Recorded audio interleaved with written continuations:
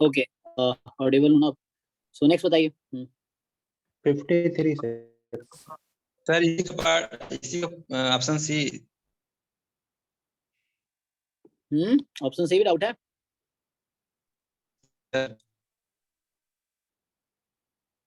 तुम्हारी आवाज नहीं आ रही, देख लो ऑप्शन सी अगर पूछना है तो। सो यहाँ पे क्या है कि एक्स आई जो है uniform minus theta two theta है, तो मॉड एक्स आई क्या होगा? 0 थीटा। 0 थीटा। अब क्या हो रहा है यहाँ पे, तो अब इसका इसका तुम निकालो एमएलई, क्या आता है इसका एमएलई? अगर मैं इसको वाई आई बोल देता हूँ, तो जब तुम यूनिफॉर्म 0 थीटा का एमएलई फाइंड करते हो तो क्या आता है? मैक्सिमम ऑफ मॉड एक्स आई, है ना, तो वाई एन आएगा। हाँ, तो यहाँ से आपका आ गया वाई एन, तो वाई एन जो एमएलई आएगा थीटा का। अब एमएलई हमने क्लास में डिस्कस किया हुआ है, बुक में देख लो ये कितनी बार डिस्कस किया होगा कैसे आता है इसका। सो ये हो गया maximum of Y one Y two Y N, तो वाई मतलब mod X one mod X two mod X N. ठीक है जी, बस ये ट्रांसफॉर्मेशन किया हमने, और यूनिफॉर्म 0 थीटा हमने कई बार डिस्कस किया होगा, तुम करके देखो, तुम भी कर लोगे। अच्छा सॉरी, मुझे क्या पूछ रहा, मैं क्या कर रहा हूँ सर, मतलब एमएलई तो होता ही, सॉरी ये क्या करना है, हम सॉरी, तो मुझे लगा एमएलई पूछा है। क्या पूछा है यहाँ पे? कंप्लीट सफिशिएंट, तो ये भी यही होता है ना शायद, वाई एन ही होता है कंप्लीट सफिशिएंट। ठीक है, तो ये करेक्ट है, हाँ है ना। अगर यूनिफॉर्म 0 थीटा में क्या होता है कंप्लीट सफिशिएंट, वाई एन ही होता है, अगर वाई 0 यूनिफॉर्म 0 थीटा है तो। ठीक है, हाँ सर। हाँ, इसका भी प्रूफ तुम देख सकते हो, कहीं भी चेक कर, ये थ्योरम ही एक्चुअली, कि जब आपके पास y1 y2 yn जो है यूनिफॉर्म 0 थीटा है, सो जो आपका nth ऑर्डर स्टैट्स होगा maximum of all, that is the complete sufficient estimator. तो ये एक थ्योरम बुक में मिल जाएगा, रायतकी में भी है ये स्टेटमेंट, या एग्जांपल में सॉल्व किया होगा यूनिफॉर्म 0 थीटा का, देख लो कंप्लीट सफिशिएंट वाले टॉपिक में। सफिशिएंट तो फैक्टराइजेशन थ्योरम से आ जाता है, कंप्लीट उसका डेफिनेशन से आएगा ये। सर एमएलई से कंप्लीट और सफिशिएंसी हम नहीं बता सकते हैं? नहीं नहीं नहीं, वो एमएलई का रिलेशन नहीं, एमएलई से आप कंसिस्टेंसी बता सकते हो, कंसिस्टेंट बता सकते हो आप। ओके नेक्स्ट बताइए।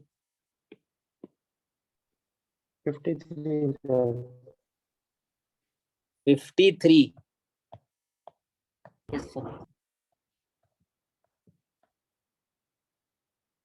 ओके, तो ये कह रहा है कि let x1 x2 be independent normal 0 1 random variable define sign u। ये क्लास, क्योंकि 11 12 में बहुत सालों तक दिल्ली में पढ़ाया हूँ, 6-7 साल तक, तो यहाँ पे क्या है कि इसका नाम हमने वहाँ एनसीईआरटी में तुमने पढ़ा होगा सिग्नम फंक्शन, या नाम यूज किया है सिग्नम फंक्शन। कोई बताओ एनसीईआरटी में इसका डेफिनेशन कैसा है? अगर मैं बोलता हूँ एक्स सिग्नम फंक्शन तो कैसे डिफाइन किया होता है? एक ये तो है ही, इसको अगर मैं एक टर्म में लिखना चाहूँ तो क्या लिख सकता हूँ? ये 3 पार्ट में है। अगर मैं इसको एफ यू बोल दूं अभी के लिए फॉर एग्जांपल, या जी यू बोल दूं, तो मैं जी यू को एक टर्म में लिखना चाहता हूँ, मैं क्या लिख सकता हूँ? Mod U. Yes, mod U by U. हाँ बाई यू, या यू अपॉन मॉड यू, तुम दोनों चलेगा। ठीक है, सो ये, और ऐसा तुम लिखा देखा होगा, तो इस तरह से। अच्छा, ये तब था जब यू नॉन जीरो है, और जीरो जब यू जीरो है। तो ऐसे एनसीईआरटी में तुम अगर देखोगे, मुझे याद आ रहा है ना, NCERT class 11th I think function chapter में ये होगा, 11th क्लास के एनसीईआरटी फंक्शन चैप्टर में मिलेगा तुम्हें सिग्नम फंक्शन। तो साइन होता है ना कि जब ये पॉजिटिव है तो 1 है, नेगेटिव है तो 0 है, 0 पे 0 है। तो ये वाली चीज तो तुम यूज करो तो समझ आएगा। जब ये नॉन जीरो है तो उस केस में, है ना, you can just right it. Okay, क्योंकि अगर 0 हो गया तो वैल्यू रैंडम वेरिएबल 0 हो जाएगी, डीजेनरेट हो जाएगी। अगर मतलब इस तरह से अगर 0 है तो डीजेनरेट हो जाएगी ना, रैंडम वेरिएबल ही 0 हो जाएगी अगर किसी एक रैंडम वैल्यू 0 है। तो चूंकि ये कॉन्टिन्यूअस रैंडम वेरिएबल है तो पॉइंट पे मास तो है नहीं, तो मुझे मेनली इंटरवल बात करना है। सो कह रहा है कि x1 x2 be independent normal 0 1 random variable, और डिफाइन करना है, डिफाइन किया इन्होंने, तो मैं यहाँ आता हूँ। ओके, तो आपको ये समझ आ रहा होगा, this is nothing but mod you upon you, या यू अपॉन मॉड यू, कब? जब यू नॉन जीरो है, और 0 जब यू 0 है। सो ये टर्म मैं यूज करूंगा आगे, तो लाइक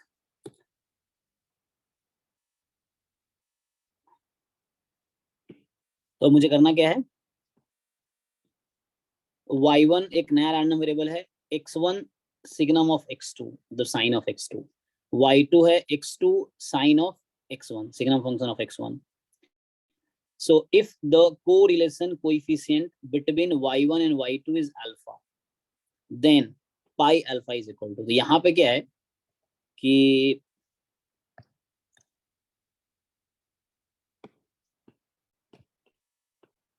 तो ये आपसे पूछ रहा है कि जो पहले तो x1 x2 r IID 01 ऐसा कुछ है, और IID क्यों लिख रहा हूँ, दोनों नॉर्मल ही है, तो डिस्ट्रीब्यूशन सेम ही है, तो आइडेंटिकली डिस्ट्रीब्यूटेड हो ही गया और इंडिपेंडेंट ही रखा है, तो इसे IID लिख दिया। सो एंड हमें सिग्नम u डिफाइन कर रखा है, तो y1 जो है x1 times signum function of x2 and y2 है x2 time signum function of x1, right.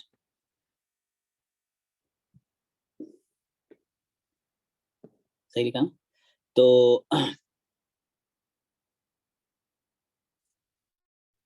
ये सिग्नम फंक्शन कैसे डिफाइन होता है, तो SGN ऑफ x, जिसको मैं कुछ भी SGN ऑफ x बोल दो, सो दिस इज जिसमें मैंने भी कहा कि mod x अपॉन x या x upon mod x when x is non zero, तो u के टर्म में है तो u ही लिख देता हूँ, कोई दिक्कत नहीं। एंड 0 व्हेन u इज 0, या जैसे आप जानते हो कि 1 जब u पॉजिटिव, 0 जब u 0, एंड नेगेटिव जब u नेगेटिव। ओके, सो यहाँ पे क्या है,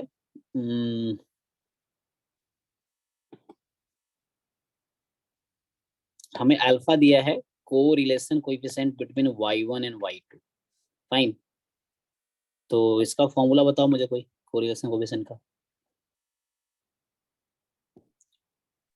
क्या होगा correlation? Covariance y1 standard deviation y standard deviation y2.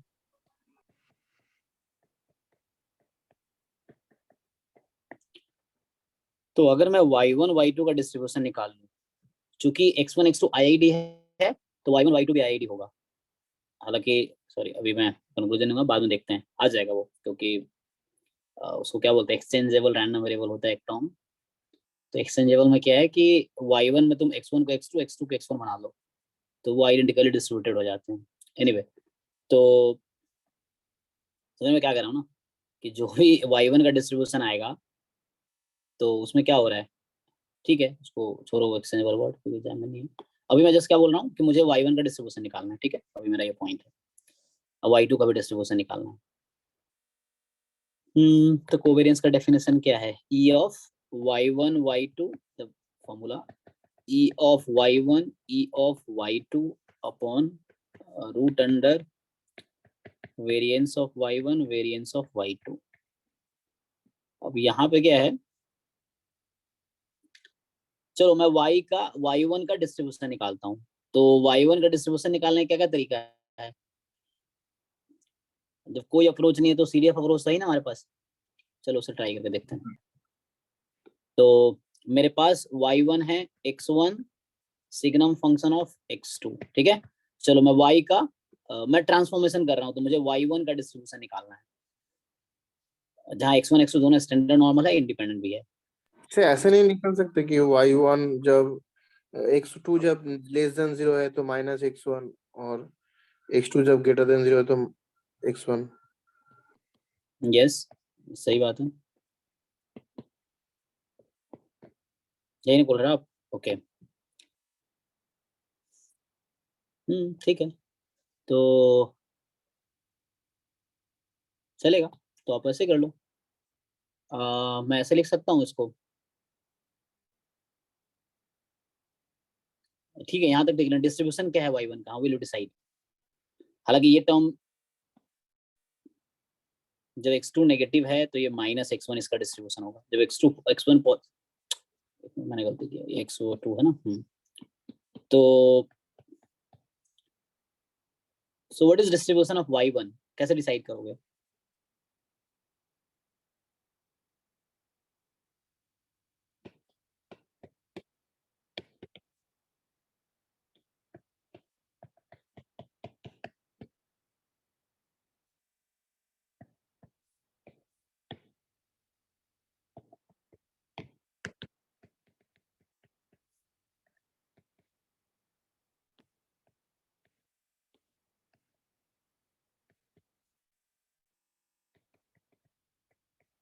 ठीक है, टोटल प्रोबेबिलिटी, हाँ है ना। Yes sir. ये भी ठीक है, नहीं तो सीडीएफ वाले तरीके से चले जाओ, वहां से भी यही आएगा।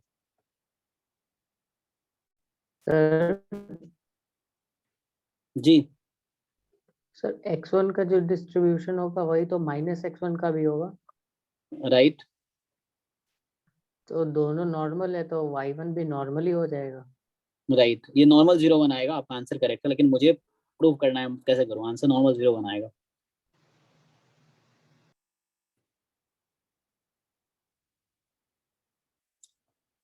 तो यहाँ से आ जाएगा, ये हाफ है, ये हाफ है, ये नॉर्मल है, ये नॉर्मल है,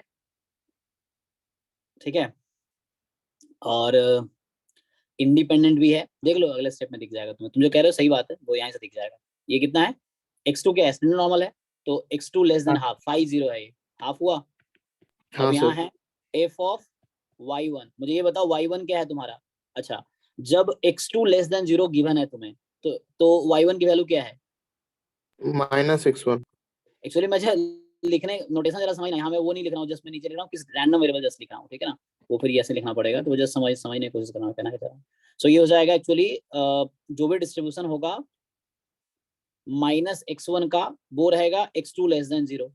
अब x1 x2 तो इंडिपेंडेंट है, तो हटाओ, तो इसको क्या दिक्कत है, हाफ टाइम फिर पीडीएफ ऑफ, जब x2 मोर देन 0 है तो y1 क्या है,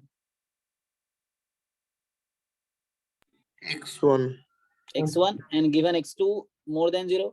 x1 x2 इंडिपेंडेंट है, तो कंडीशनल ये मैं कंडीशनल लिखने की कोशिश कर रहा हूँ, बस f नोट कर रहा हूँ उसका पीडीएफ को, और यहाँ रैंडम वेरिएबल कैपिटल यूज कर रहा हूँ जस्ट समझाने के लिए, इस random y1 given x2 less than 0, ये डिस्ट्रीब्यूशन लिखना चाह रहा हूँ, और यहाँ y1 given x2 more than 0।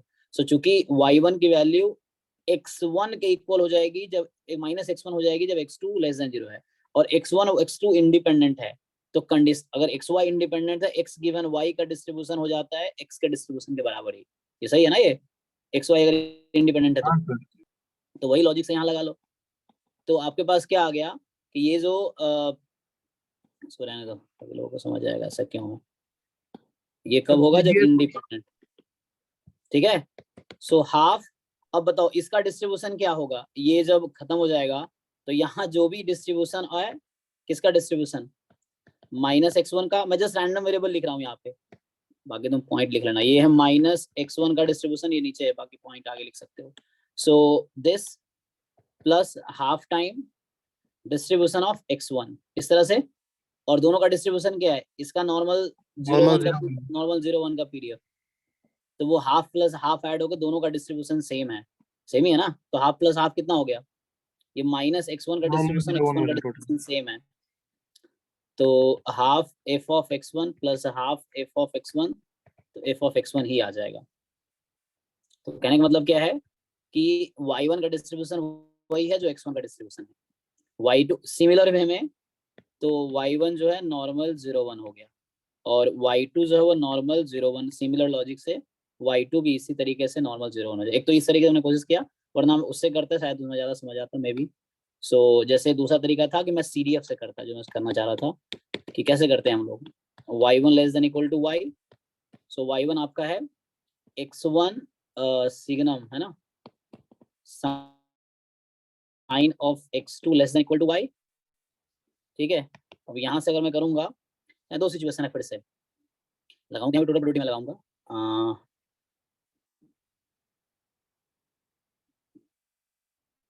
ठीक है। ये इवेंट अब A है, E1 E2 दो पार्टीशन है, E1 है कि x2 मोर देन 0 है, E2 है लेस देन 0, दो केस है ना। सो मैं लगाऊंगा यहाँ पे, तो वही cases, probability of E1 into A given E1, ये A है, ठीक है ना, तो इवेंट A है, ये समझ रहा ना क्या बोल रहा हूँ, टोटल प्रोबेबिलिटी यूज करना चाह रहा हूँ मैं, वहां पे वही यूज किया है। सो यहाँ आ जाएगा probability x1 into sign of x2 less than equal to y given, चलो x2 मोर देन 0 ले लेते हैं, तो probability of E1 into A given E1 plus probability of E2, equality कहीं भी लगा दो क्योंकि कंटिन्यूअस है तो पॉइंट पे मास है नहीं, तो प्रॉब्लम नहीं होगा। So probability x1 sign of x2 less than equal to y given x2 is less than 0, अब बताओ जब x2 मोर देन 0 है तो सिग्मा ऑफ x2 किसके इक्वल है? जब x2 पॉजिटिव है तो साइन ऑफ x2 क्या होता है? साइन प्लस माइनस है ना, तो ये 1 आ जाएगा। तो इस केस में इसकी वैल्यू हाफ है क्योंकि x2 नॉर्मल 0 1 है, और ये हो गया प्रोबेबिलिटी x1 ये 1 हो गया less than equal to y। और चूंकि तुम आगे लिख सकते हो कंडीशनल, वो इंडिपेंडेंट तक खत्म हो जाएगा। x2 मोर देन 0, फिर ऐसे ही हाफ इसकी वैल्यू x2। अच्छा ये एक मिनट, पॉजिटिव था ना? हाँ, अब यहाँ sign of x2 when x2 is negative, तो साइन ऑफ x2 डिफाइन किया हुआ है ना, साइन इज यहाँ ना, हाँ 1 0 -1, तुम्हें इनमें से एक चूज करना होता है। तो जब x2 तुम्हारा पॉजिटिव था तो तुमने 1 लिया इसकी वैल्यू, जब x2 तुम्हारा नेगेटिव है तुम क्या लोगे इसकी वैल्यू? -1, -x1 हो जाएगा less than equal to y given x2 less than 0। तो यहाँ से फाइनली अब ये है कि चूंकि x1 x2 आर इंडिपेंडेंट, तो conditional probability of a given b is equal to probability of a because a b are independent. तो केस इसलिए half probability x1 less than equal to y plus half probability minus x1 less than equal to y। अब यहाँ पे आप कैसे भी कर लो, आगे और प्रोसीड करना है तो कोई दिक्कत नहीं है, वरना अदरवाइज आप ऐसे समझ लो कि ये भी नॉर्मल 0 1 है। मतलब मैं ऐसा बोलता हूँ x1 is identically distributed with -x1, यही ना?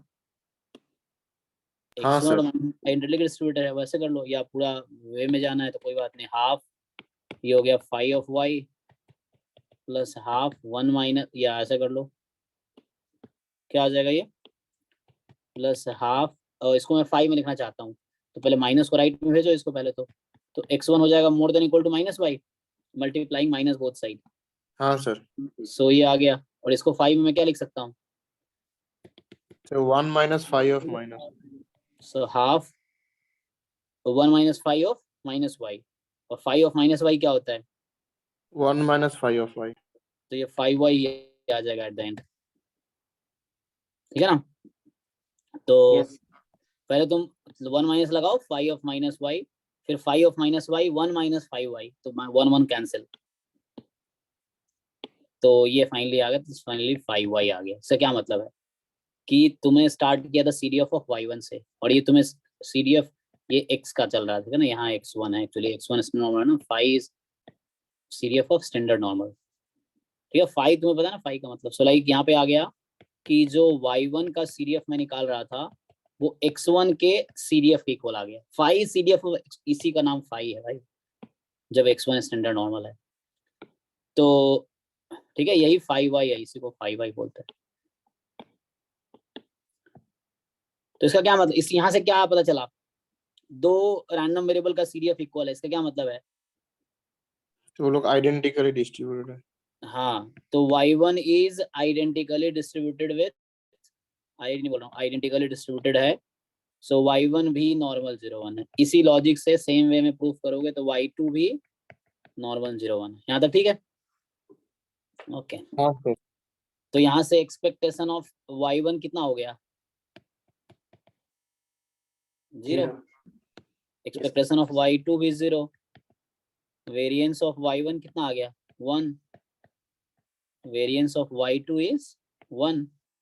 ओके, अब यहाँ पे आ जो पूछा जा रहा था, सो हमें ये क्वांटिटी, हाँ और कोवेरिएंस में भी तुम देख लो क्या बचा। अब यहाँ पे क्या बचा? सारी वैल्यू जो पता चल गया वो पुट कर दो। अब तो क्या रहा? अब alpha is equal to what after reduced, मतलब after substituting the values, expectation of y1 into y2. y1 into y2. तो हमारे पास अब जो अल्फा, अभी तक मुझे अल्फा चाहिए इस क्वेश्चन में, तो अल्फा फाइनली रिड्यूस हो गया y1 into y2 तक, क्योंकि माइनस मीन था वो 0 हो गया, और अपॉन वेरिएंस है तो वो आपका 1 है, तो ये हो गया।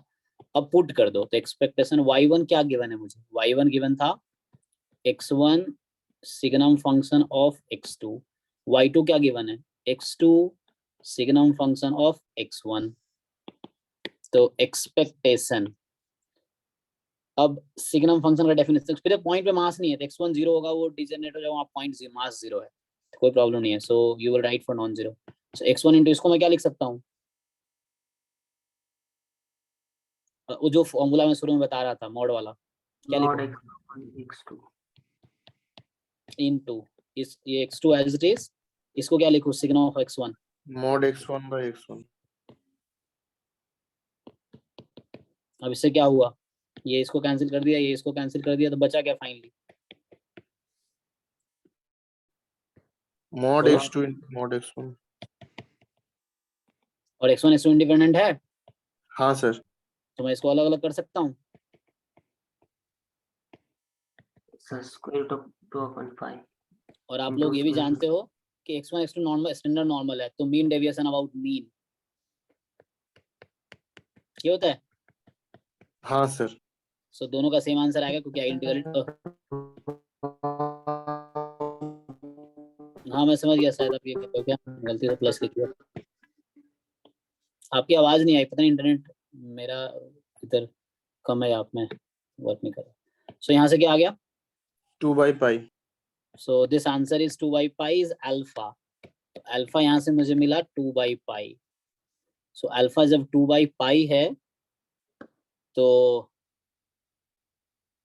मुझे क्या पूछा है, पाई अल्फा पूछा है आपसे, 2 होगा सर. ठीक है ना, ये 2 हो गया। तो यहाँ एक तो लॉजिक ये था, एक तो हमने डिस्ट्रीब्यूशन निकालना था y1 y2 का, डिस्ट्रीब्यूशन निकाला हमने, और उसके बाद फिर जब डिस्ट्रीब्यूशन निकल गया तो उसके बाद यहाँ पे वैसे भी साइन है तो क्या होगा, या तो दोनों पॉजिटिव होंगे या दोनों नेगेटिव होंगे, एक पॉजिटिव एक नेगेटिव होगा, उसके वैसे केस है, तो इसलिए है ना।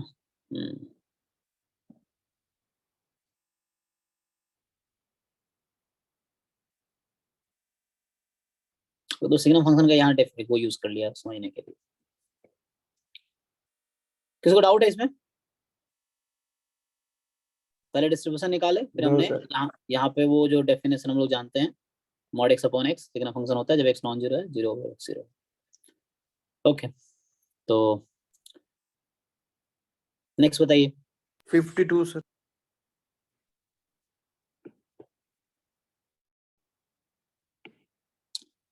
सो यहाँ बोल रहा है कि ए एक सेट है आपका, set of x why the points हैं इस तरह से कि वाई इस इंटरवल में है, तो इंटरवल आप देख पा रहे होगे एक्स स्क्वायर माइनस 1/2√पाई टू एक्स स्क्वायर प्लस 1/2√पाई, ये y तत्काल इस इंटरवल में बिलोंग कर रहा है। मैंने इक्वलिटी लगा दिया, कोई प्रॉब्लम नहीं है, पॉइंट मतलब अभी हटा दो चाहो तो, ओपन इंटरवल।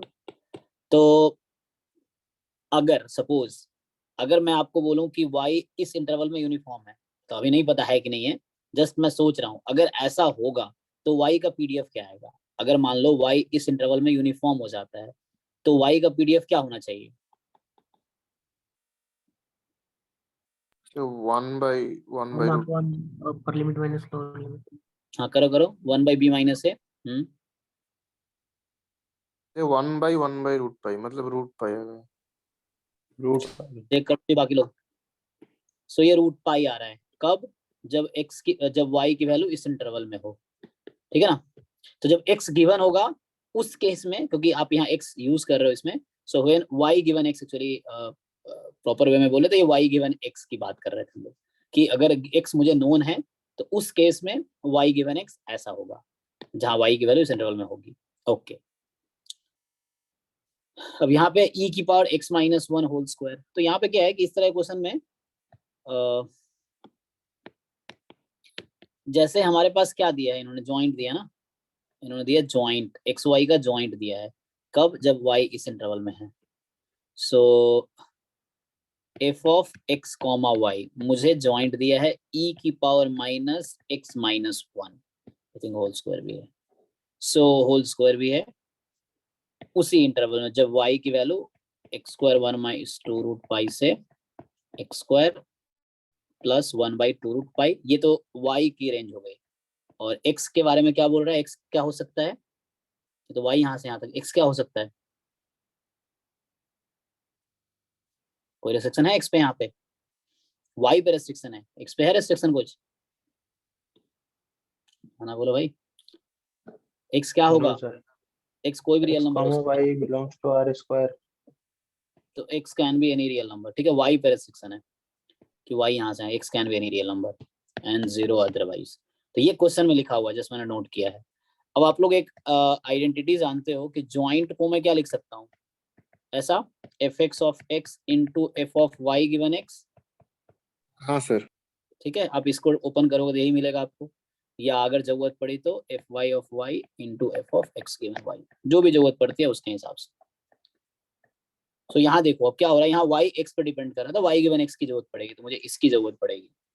सो अब देख लो होगा क्या, हमें क्या करना होता है, जो ज्वाइंट पीडीएफ है उसको दो पीडीएफ प्रोडक्ट में, ये पीडीएफ होना चाहिए, मतलब इसका इंटीग्रेशन अगर मैं x के सपोर्ट पे करूं तो 1 आना चाहिए, ये खुद पीडीएफ होना चाहिए। इसको मैं अगर इंटीग्रेट करूं y के सपोर्ट पे जिसमें x इन्वॉल्व हो सकता है तो वो 1 आना चाहिए। इंडिविजुअली दोनों पीडीएफ होने चाहिए, फिर प्रोडक्ट तो पीडीएफ होना ही चाहिए। तो प्रोडक्ट पीडीएफ होगा क्योंकि वो गिवन है। तो हम अगर दो पार्ट में लिखता हूं मैं, तो मुझे ये मेक श्योर करना है कि both part should be A PDF, है ना। तो वो थोड़ा कॉन्स्टेंट एडजस्ट करना पड़ता है उसके लिए। तो मैं यूनिफॉर्म क्यों सोच रहा था, क्योंकि यहाँ पे उस तरह कुछ केस बन सकते हैं, क्योंकि आपको ये इस तरह का टर्म किस डिस्ट्रीब्यूशन में आता है, पीडीएफ आपको पता है डिस्ट्रीब्यूशन का, e की पावर x के स्क्वायर कौन सा डिस्ट्रीब्यूशन में आता है, नॉर्मल। नॉर्मल में। तो इसको नॉर्मल में फिट करने की कोशिश करो। सो अगर मैं इसको नॉर्मल में फिट करता हूँ तो नॉर्मल में क्या होता है, 1/√2 पाई सिग्मा, सिग्मा यहाँ दिख रहा होगा 1 है, अगर मैं नॉर्मल फिट करने की कोशिश कर रहा हूँ तो। सो e की पावर माइनस हाफ, ओ नहीं हाफ भी चाहिए ना हमें, तो अब मुझे सेट करना पड़ेगा इसको। सो e की पावर माइनस, मैं नॉर्मल पहले लिख लेता हूँ फिर एडजस्ट करूंगा कितना एक्स्ट्रा लिखा। सो e की power minus half x minus 1 upon, अब यहाँ कोएफिशिएंट मुझे 1 बनाना है तो मुझे क्या रखना पड़ेगा डिनोमिनेटर में, यहाँ मैं क्या लिखूं, 1/√2। सो मुझे यहाँ लिखना पड़ेगा 1/√2, है ना। सो 1/√2 एक बार चेक कर लेना चाहिए, ठीक है। 1/√2 का स्क्वायर 1/2 कैंसिल हो गया तो वही बचा जो पहले से था, और 1/√2 पाई सिग्मा, तो सिग्मा यहाँ फिर 1/√2 चाहिए, ठीक है। मैं नॉर्मल में फिट कर रहा हूँ इसको। सो 1/√2 पाई e की पावर माइनस 1/√2 e की power minus half x minus 1/√2 whole square. अब मैंने कितना एक्स्ट्रा लिखा है ये बताओ, रूट मतलब पाई, √पाई। जस्ट रूट पाई एक्स्ट्रा लिखा है मैंने। अब ये पूरा टर्म वही है जो ये है। अब आप जानते हैं ये मैंने शुरू में चेक क्यों किया, क्योंकि आप जानते हैं ये पीडीएफ होगा अगर y यूनिफॉर्म है इस इंटरवल पे, हाँ सर। और ये नॉर्मल डिस्ट्रीब्यूशन है, तो ये कुछ इस तरह का केस हो गया। पहले तो ये जो है, ये पहले जो टर्म है वो एफ ऑफ, तो चलो इसको मैं बाद में लिखता हूँ इधर, इनटू रूट पाई। तो जो यहाँ पे टर्म हमने लिखे हैं इसमें सिर्फ x इन्वॉल्व है, आप देख रहे हो ना, इसमें सिर्फ x इन्वॉल्व है इसमें। So this is F of x into, और ये जो है this is F of y given x, क्योंकि इसमें है ना। सो यहाँ से ये पता चला कि ओके मुझे पता है ये भी एक पीडीएफ है और ये भी एक पीडीएफ है, दोनों पीडीएफ है, ज्वाइंट तो था ही। तो इससे ये हो गया कि जो x है दैट इज नॉर्मल, मीन कितना है 1,1/2, 1,1 बाई वेरिएंस 1/2 हो गया, और जो y गिवन x है वो कितना है यूनिफॉर्म, x स्क्वायर माइनस 1/2√पाई, x स्क्वायर प्लस 1/√2पाई। ठीक है। तो ये आपके पास हो गया दिस, ये आपके पास आ गया। सो अब क्या है कि अब क्या पूछा गया आपसे, अब ये देख लीजिए, पूछा हमसे है the covariance between random variable x and y। So covariance between random variable x y, तो इसका फॉर्मूला होता है कोवेरिएंस x y, वही होगा x covariance between y, sorry not covariance, क्या होता formula, expectation of y given x। ये भी एक फॉर्मूला है, उसी फॉर्मूले के साथ जैसे ex निकालना है तो e of x given y, अगर यहाँ मुझसे y पूछ देता ex तो इजली आ जाता, अगर मुझसे यहाँ y पूछ देता e ऑफ y तो मैं लिखता e of y given x, लिखते हैं ना। जैसे आपको पूछता है वेरिएंस ऑफ y, तो ये 3 फॉर्मूला इससे रिलेटेड है, variance of expectation of y given x plus expectation of variance of y given x, ठीक है। तो आप कोवेरिएंस एक्स वाई को ये लिख सकते हो, आप इसको ओपन करके देखो इसी के इक्वल आ जाएगा। सिमिलरली इसको ओपन करते हैं, प्रूफ देख सकते हो, तो इसी के इक्वल आ जाएगा, इसको ओपन करोगे तो इसी के इक्वल आ जाएगा। सो ये 3 फॉर्मूले हैं, ओके, जिसका यूज अक्सर इस तरह क्वेश्चन में होते हैं, जहाँ कंडीशनल डिस्ट्रीब्यूशन आ जाता है वहाँ पे ये यूज होता है। सो अब बताओ मुझे पूछा है covariance between X and Y, तो पहले E of Y given X बताओ क्या आएगा। Expectation of Y given X, यहाँ जरूरत है ना, एक्स स्क्वायर बाई 2, एक्स है ना, स्क्वायर। ए प्लस बी, तो यहाँ सिर्फ मैं एक्स लिख रहा हूँ तो इसलिए कैपिटल एक्स लिख रहा हूँ। Expectation of Y given X, X square. तो अब हो गया कोवेरिएंस बिटवीन एक्स वाई, वही होगा जो कोवेरिएंस बिटवीन एक्स एंड, यहाँ था E of Y given X, जो कि किसके इक्वल आ गया, एक्स स्क्वायर के इक्वल आ गया। एक्स स्क्वायर के। अब आप इसको ओपन कर लीजिए, तो कोवेरिएंस का फॉर्मूला आप लोगों को पता है, E of X into Y X cube minus E X into E X square. अब x क्या है, x था नॉर्मल 1,2, तो बताइए ex तो पता चल गया आपको कि 1 है, ex स्क्वायर कितना होगा, वेरिएंस से यूज करो, 1/2 प्लस 1 स्क्वायर ठीक है ना, तो कितना आ गया, 3/2। मतलब ये फाइंड कर लोगे, ये क्वांटिटी आप निकाल पाओगे कब, जब x है नॉर्मल 1,1/2, तो x माइनस 1/1/√2 इज नॉर्मल 0,1, तो ना समझ आए तो इसको यूज कर लेना, इससे आ जाएगा, है ना। जैसे e ऑफ एक्स क्यूब कैसे निकालोगे बताओ, ये x आपका ये डिस्टेंस, फिर वो फॉर्मूला, वो फैक्ट x/n का फॉर्मूला है ना, लेकिन वो x/n तब था जब नॉर्मल 0,1 था, यहाँ 1,2 है, एनालाइज कर देंगे पहले। हाँ, तो वो ये फॉर्मूला था कि एक्सपेक्ट अगर x normal x minus mu upon sigma, so ये है ना, सो दिस, या सिग्मा उधर भेज दो, तो लाइक अगर ये ऑड है 2n माइनस 1 या 2n प्लस 1 तो ये 0 होता है, और expectation of x minus mu upon sigma 2n है, तो ये आप जानते हो 1 इंटू 3 इंटू 5 चलता है 2n माइनस 1 तक, ठीक है, तो यहाँ भी हो जाए, कोई दिक्कत नहीं है। अब इसका क्यूब ले लो, इसका क्यूब किसके इक्वल होगा, 0 के। 0 के, अब इसके क्यूब से ये नहीं आ जाएगा सिंप्लीफाई करके, हाँ सर।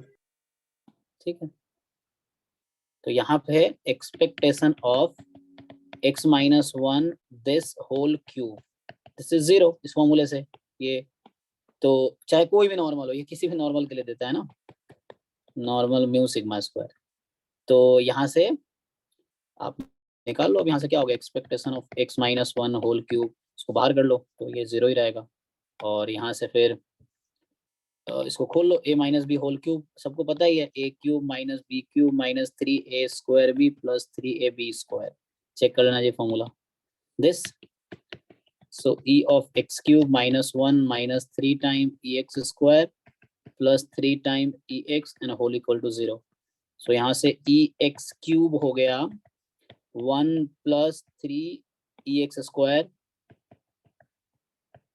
minus 3ex, अब ये सब आपको पता नहीं है, 1 plus 3 टाइम ex स्क्वायर कितना आएगा, यहाँ पे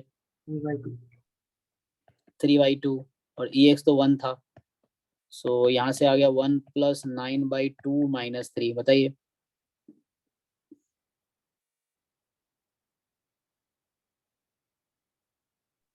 फाइव बाई टू, सो ये 5/2 ex क्यूब आ गया इस क्वेश्चन में, तो ex क्यूब आ गया, पुट कर देते हैं, तो ex क्यूब आ गया 5/2 माइनस ex 1 है और ex स्क्वायर आपने 3/2 बताया, ऐसा क्या, तो बताइए Yes.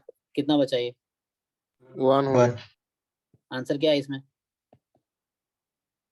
चेक करो, 1 ही है। ठीक, वो नहीं ओके, तो इसमें हुआ क्या, क्या सर, क्या यूज इसमें किया जो हमने, आपने यूनिफार बोलिए, सर जैसे आपने इसमें यूनिफार में जो अप्रोच लिया, ये कैसे आपने, हाँ, क्योंकि covariance between X and Y है, तो एक्चुअली जब फर्स्ट टाइम कोई करेगा तो कोई कोशिश करेगा इसका मार्जिनल निकालने का, बट मार्जिनल निकाल पाना बहुत डिफिकल्ट है, आप क्या करोगे, इसको इंटीग्रेट करोगे इसके रेस्पेक्ट में, ट्राई कर सकते हो, बट ये इंटीग्रेट करना बहुत डिफिकल्ट है, यू कैन नॉट इंटीग्रेट ना, मतलब it's a very difficult task, आप आपने ये इंटीग्रेशन आप नहीं कर पाओगे, इंडेफिनिट में बिल्कुल नहीं कर पाओगे, ठीक है। और डेफिनेट में तो मतलब ये इनडेफिनिट में नॉट इंटीग्रेबल फंक्शन है ना, this function is not integrable. तो देयर इज नो फंक्शन जिसका आप डिफरेंशिएशन करो और आपको e ऑफ एक्स स्क्वायर दे दे, ऐसा कोई फंक्शन है ही नहीं, ठीक है। सो इसका इंटीग्रेशन मिलेगा ही नहीं, पहली बात। इनडेफिनिट में, डेफिनेट में कुछ रूल्स हैं जिससे आंसर आ जाएंगे, तो यहाँ इंटीग्रेशन कर पाना बहुत डिफिकल्ट टास्क है आपका। सो फिर आप मतलब शुरू में जो फर्स्ट टाइम ट्राई करे हो तो ऐसे सोचोगे कैसे कर सकते, पहले आप सोचोगे ना, तो फिर आप सोचोगे ओके आपके पास ये अप्रोच है। ये कई सारे क्वेश्चन में ये अप्रोच यूज होता है, एग्जाम में बहुत सारे क्वेश्चन इस पे आए हुए हैं ऐसे, कई जगह आपको सीधा सीधा दिख जाता है, यहाँ थोड़ा डिफिकल्ट होगा देखने में। तो यहाँ पे क्या है कि जब इस तरह से आया तो पहले आप सोचोगे, या तो आप ये देख के आपको आइडिया लगे कि ओके ये कुछ नॉर्मल जैसा है, e की power minus half x minus mu square type का है ना, ये तो दिख रहा है ना, e की पावर माइनस मतलब हाफ नहीं तो हाफ बना लो, x minus mu upon sigma whole square, उससे फिर कांस्टेंट टर्म आया। अब यहाँ भी पाई दिख रहा है मुझे, तो हम ये सोच सकते हैं कि अगर y मतलब मुझे समहाउ दो पीडीएफ का प्रोडक्ट बनाना है, वो चीजें हैं, तो आपको यहाँ पे सोचना होगा कि ऐसा कुछ कर सकते हैं क्या।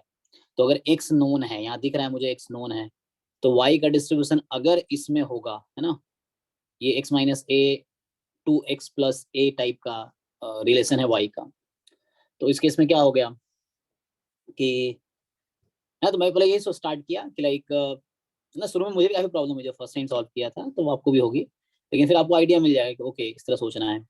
सो y is x square minus 1/√2 x square. यहाँ से हमने क्या सोचा कि ओके अगर यूनिफॉर्म डिस्ट्रीब्यूशन का क्या पीडीएफ है, मैंने देखा रूट पाई, अच्छा रूट पाई जैसे आया तो मैं यहाँ रूट पाई को एडजस्ट करूंगा, तो पहले मैं इसको क्या किया, हमें ही ध्यान रखना होता है, इस तरह पहले क्वेश्चन आए हुए हैं कि आपको देखना है कि ये दो पीडीएफ का प्रोडक्ट आ जाए, तो एक में y गिवन x है, यहाँ y गिवन x होगा, तो ये यूनिफॉर्म से ये रूट पाई आ गया था, अब इसको एडजस्ट करके नॉर्मल बना लिया।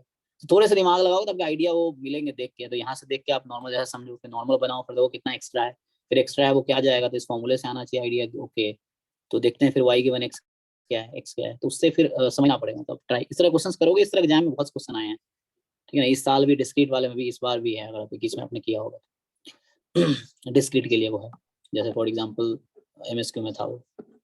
नॉर्मल एक्सपोनेंशियल का था इस बार। एक मिनट,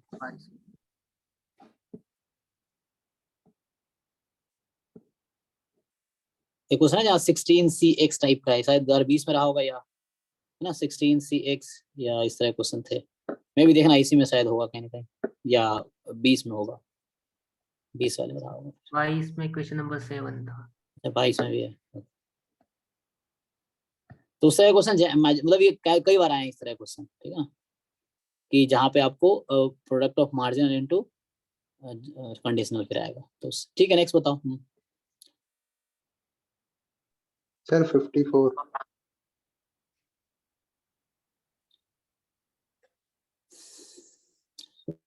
54 सर जिस टाइप का भी आपने कराया है वो 56 क्वेश्चन ही वैसे ही है। 56 अभी ये मीटिंग एंड हो जाएगी तो दोबारा ज्वाइन करना।